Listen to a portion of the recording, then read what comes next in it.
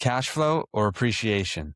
Which one actually makes you wealthy? We better get into it because a lot of people may not be familiar with these terms. Some people kind of know what cash flow is, and some people have never even heard of appreciation. They're like, why would I appreciate my property so much? It's causing so much trouble. Now, I'm going to clear all that up for you, starting with the definitions. Cash flow is not the rental income. A lot of people think the cash flow is just what the rent is, but not be the case. Your cash flow is your rent minus your expenses. Then whatever's left over is your cash flow. And if you do it right, then it'll be positive. Now, expenses, everyone knows: heat, power, water, taxes, insurance, mortgage.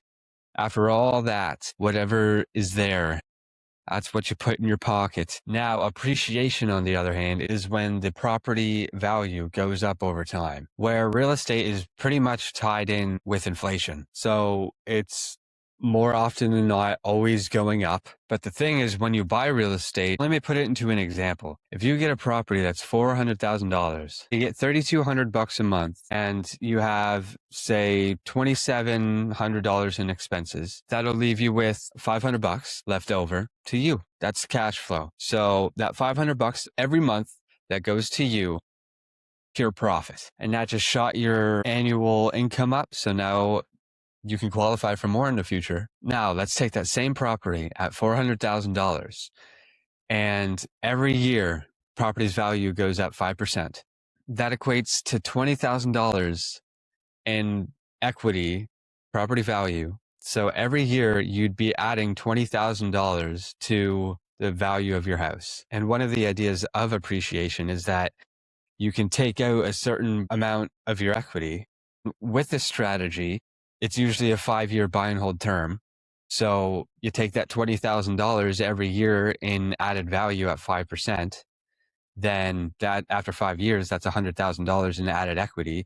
Take out 80% of that, $80,000. Who's not going to like that check? Now, I'll get into some of the pros and cons of each cash flow and appreciation. Some of the pros of cash flow are that you get money now. You have the money at the beginning of every month, or you should anyway. Yeah, so you see almost the instant gratification of your work. And because it's extra money, that gives you room to cover mistakes or repairs and maintenance. Anything can happen. You never know. So it's always good to have reserves. And having that reserves and having that safety would 100% reduce at least some of your stress than worrying about where you're going to get the money. If something breaks or someone moves out, you already have a reserve. You should have vacancy anyway. We'll get into that into future videos. It's pretty good. But the bad side of cash flow is that you have slower growth because you don't have those big numbers to reinvest into down payments. You'd have to save up over time.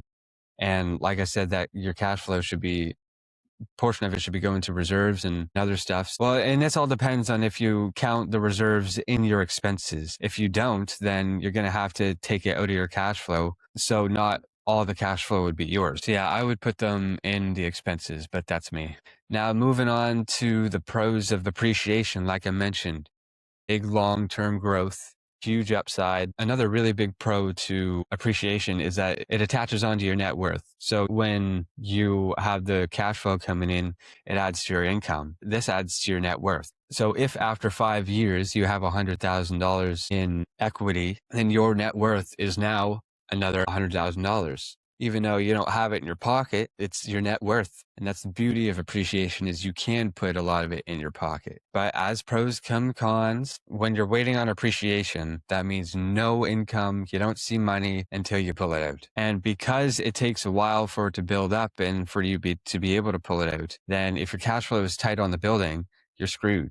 Like, you can't rely on I have 20K in my building, I can just pull that out. No, it don't work like that. So there's a lot of planning that goes into these things. And that's exactly the trap that people fall into. They completely forget or even ignore cash flow. Some people will even accept a negative cash flowing property because it has a lot of appreciation potential. And while sometimes that may make sense if you can do things to make it positive after you buy it, but some people sit on a negative cash flowing property just because of the appreciation. Now, the truth is, it might sound like it's one or the other, that you either have to do cash flow or do appreciation. When you're getting started, I believe that's true. You do have to pick one or the other so you can plan out your strategy. But you need both, because cash flow gives you the survival and ability to keep up with the place without it coming out of your pocket. But appreciation is really where you get the wealth from.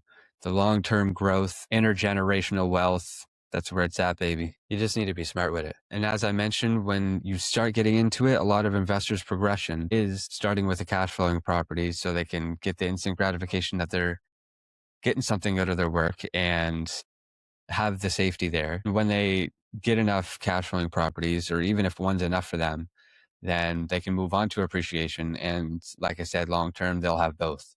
So it all depends on how you want to play it. There's not a for sure answer to the best way. Say you should focus on cash flow if you are either new or you don't have room for reserves and you want to sleep at night knowing you're covered. But I think you should focus on appreciation if you really want that heavy income, you're willing to wait the time, it's all worth it. And if you have any cash flowing properties, then appreciation, go for it. All hands on deck. Yeah, that's pretty much the basics and differences between cash flow and appreciation. Cash flow keeps you in the game, but appreciation helps you win the game. People tend to skip step one and end up not in their favor. Well, that's it for the lesson today. So if you want to hear more from me, then go check out my podcast. It's officially uploaded. First episode's a go. Go check it out. If you like this, then I think you'll like that. Make sure to subscribe, give this shit a like, and go follow my podcast. But I want to know, would you rather have $500 a month or $20,000 a year in equity? Let me know in the comments. I'll see you next time.